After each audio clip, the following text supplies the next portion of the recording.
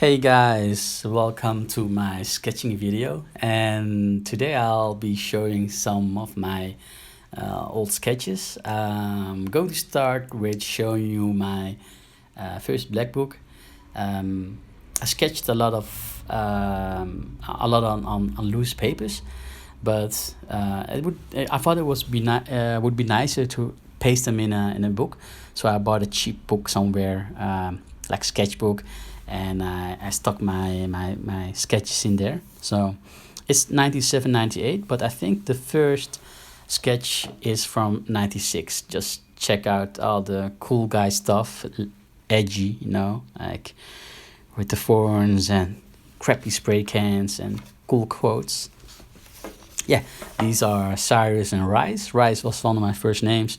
I did my first piece with Rice, never with Cyrus. I did these with adding markers. They were cheap and plentiful. Trying out effects, and I like this format, like the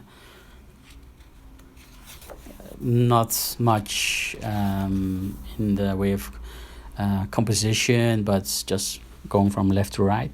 Smart was my first tagging name, because I had glasses, so my friends called me Smart. It is what it is. Always a big fan of Spawn, so Spawn, Skull, 3D stuff. Really liked dime stuff back at that time. One of the first sketches I did with spray can. So made some stencils and sprayed them. It looks nice, but it's not fun having the fumes in your teenage bedroom. Like it smells a lot. So one of those 3D experiments as well. Like you can see, heavily inspired by the masters at the time, Lumit, Dime, Delta, of course. Yeah, Rice. I like this sketch still. It's not bad. Some things are really bad, like this one. Also with a cool quote again. Did this one with pencil. Yeah. I think most people are familiar with these kinds of sketches by me. I sketch a lot on copy paper because I feel it gives me freedom to experiment and to mess up, and I mess up a lot. Like for every sketch you see, it's there's probably 50 sketches under that, because I use the whiteouts to erase or paint over the parts I don't like, and I just add lines. I keep adding lines, making connections, and trying to solve a puzzle, kind of. So, and I never thought about preserving these. Like I just sketched them and put them in my bag as a blueprint. Like when I was done with it, I just folded it up and threw it back in my bag. So as you can see, a lot of those are crumpled up, nasty looking. Also with the whiteouts on paper, it makes it super crusty. So at some point I was thinking, okay, I need to preserve this so I can look at it later. And that's when I decided to make a zine of them, just for me to be able to check them later. And yeah, I guess people like them as well. Like it can get really hectic, like this sketch, like a million lines over it. And